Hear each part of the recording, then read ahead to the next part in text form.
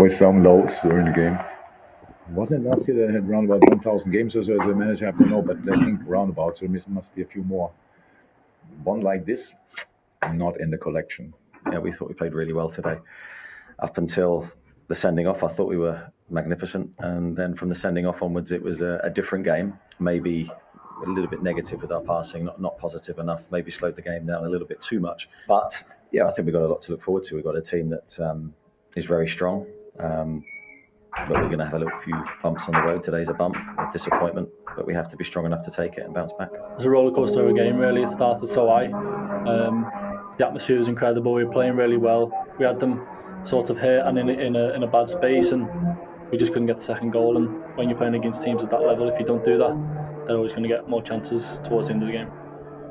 From the early minutes, were you in difficult circumstances with the yellow card? Yeah, I think, look, without getting myself in any trouble, I felt it was a foul first of all. We were pushing the back, but these things happen, and then I've made a mistake, and probably on a different day I could have seen red, but I feel like today was about who wanted to win more, and especially with the circumstances that we were in, we definitely showed that, and it's a very proud evening for the club.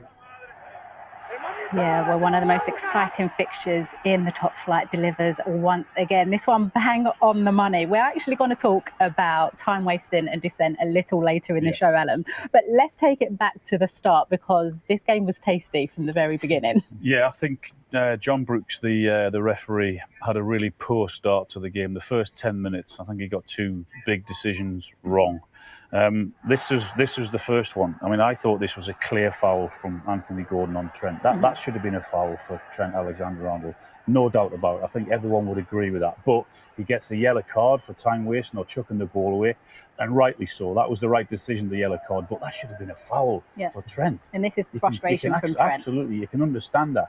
And then a couple of minutes later, this happens. He's on a yellow card. That should have been another yellow card. There's no doubt about that again. And now, the only thing I can say for the referee, probably thinks it's too early in the game to be given another yellow card. That's not right. It should have been another yellow card. Yeah. So it was a really tough 10 minutes for the referee. And then any other time, so Trent stays on. Don't think you're getting away with talking about fullbacks, Mike. I've got to come still defender. So Trent stays on, but then actually the tricky start things go from bad to worse for Liverpool. Yeah, well, the Van Dijk was strange. When I first saw it, I thought there's no chance. There's no chance that's a red card. But as the day's gone on, we're going to wonder and we've seen more evidence. I've got in my head as well a little bit, I have to say. But yeah, as we play it here, it was strange, because we're talking about Van Dijk's position here, and a lot of people said he should only be thinking about Isak, but he's actually looking at Robertson and that run that Tonali can make behind him. So I understand why he's delayed. But once the ball goes, he just makes a fraction too late decision to go. And that costs him the red card. On this angle here, you'll see that is an obvious goal-scoring opportunity. So I understand why it's been given. I really do. But from a defender's point of view, I think that's soft. Had that been in the box, it probably would have been a penalty and a yellow because of the double jeopardy rule. But you can see there, he's took him out, he swiped him, and I think the referee got the decision right in the end after I've watched it about 50 times. Yeah. I mean, it took me a while to get there. I was screaming and shouting at the TV when we was watching it, but I think he made the right decision. I think it was the right decision. I don't think there's any doubt about it was the right decision. He's first, then he's got the ball after that. And he would have been clean through. Yeah, it's interesting you say about Van Dijk's position as well. Do you think it's him that should be calling the fullback round?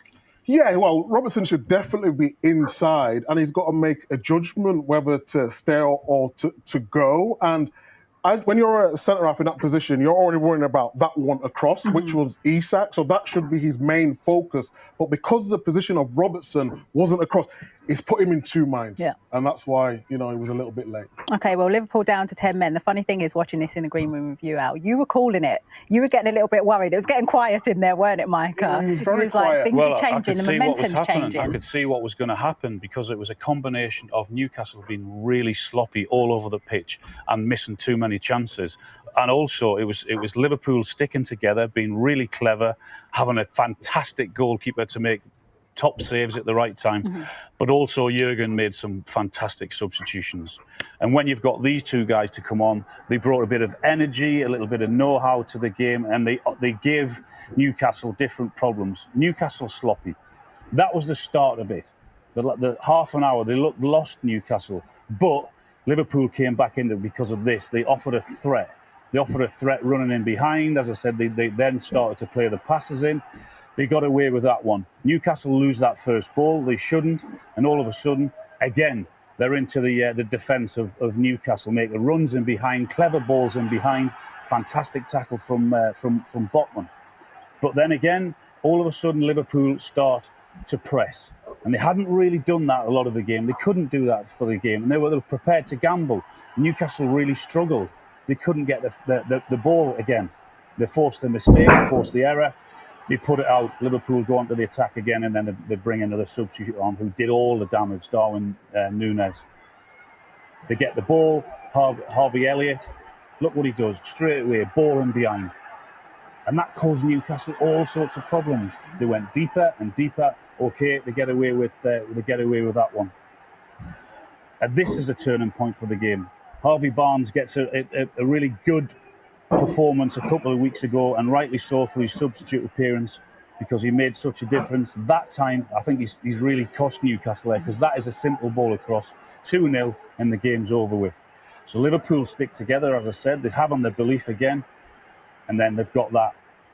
And that's another mistake. And I mean, I wouldn't even call that half a chance. That is an unbelievable finish. The pace and power to find the bottom corner. The goalkeeper's got no chance. The tails are up. They believe they can go and actually go and win the game now. So from 10 men really struggling, they're back in the driving seat. Look at the men they've got. They're committing forward now. Good ball in behind again. All right, nothing comes of it. But that's them pressing to go and win the game. And that's exactly what they do. Again, another mistake from Bruno. They lose it in midfield, Newcastle. What a ball this is from Salah. The run in behind again. Dan Burns really slow on the turn, and that's an unbelievable finish again. And no wonder he gets a hug off his manager, rightly so, because himself has actually gone and won that game for Liverpool. 2 shots on target, 2 goals. 2 shots on target, 2 goals. Is this a turning point for him now? It now? should be, because they aren't bad stats. I mean, 17 goals in 26 starts, but you've also got to look at the number of chances he missed last season. So that has to be another start for him to get going again. Yeah, well, Michael, what about Newcastle then? Well, yeah, I mean... Last week and then this one. There's moments. Obviously, they got a good start with Villa, then they're going to Man City was always going to be tough. Today, it was about moments within the game, and Alan showed it with Barnes, and it was Wilson. If he plays that, the game's dead and buried. And you just think of Eddie Howe's record. He's only lost 5 games at home, Newcastle, and 3 of them have been Liverpool. You know, so they've got the number a little bit. But there's positive signs. They just need to get to that next level, punish people and see games out. Well, you ended on a positive. Go on then. He's trying to give you something there. There's no panic. Disappointing, particularly the position that you're in when you've got a team on the ropes like they had Liverpool. They've got to finish them off. They had the chances, but no panic. They played 2 really good teams in Liverpool and Manchester City. They're playing another one next weekend against Brighton. So it's back to training tomorrow and then working for next weekend. But no panic. Okay, no panic from Al. Yeah, very difficult one to take for Newcastle. Let's go to St James's Park. The former Newcastle striker Shola Amiobi waiting to talk to us. All the Liverpool fans at the end. Shola, what was it like from a Newcastle point of view? How hard to take right at the death? Yeah, the curse of Liverpool strikes again. It's been so long since Newcastle have won a game, I think, against Liverpool, and obviously, clearly, that second half wasn't, what we expected. The players obviously worked hard and tried, but I thought there was a little bit of hesitancy in that second half, trying to protect the lead, and it's always difficult when you do that against such a top side like Liverpool, where they've got players who can come off the bench and strike at any moment. And it was like Eddie said there, it was just disappointing that we didn't put our foot on the gas in that second half. And if you don't do that, you're going to get burnt in this league, and that's what happened. With the chances they had, Shola, at 1-0 in the second half, should they have put it to bed? Yeah, I mean, clearly, you're playing against 10 men. You're in the ascendancy. You're at home. Generally, you look at the chances that we've created. Certainly, the first game of the season, we put everything away, and obviously, if this goes in, I mean, it's game over. That was unlucky. That was such a great run. But you have to say, you look at the one that Alisson saved in the first half. One of the best saves I've ever seen live. And then you look at, obviously, he's running through here, and you think, square it to, Wilson. But we had enough chances to put the game away, and that's the disappointing thing for Newcastle. I think it's important that they regroup. These are this type of games, for Liverpool where it can really make it your season. You can resurrect it, and on the flip side, for Newcastle, it's just a deflating defeat. In a game that quite clearly they should have won. But we saw their character last season, didn't we? And mentality. I mean, it's an early season test of that again here now. Yeah, absolutely. Listen, Eddie knows what he's got in that dressing room. It's obviously clearly a disappointing result. It's a result I've come to be accustomed to be honest. But that doesn't take away from what they're trying to do, what they're trying to build. And like you say, there was enough in that game for Newcastle to win it.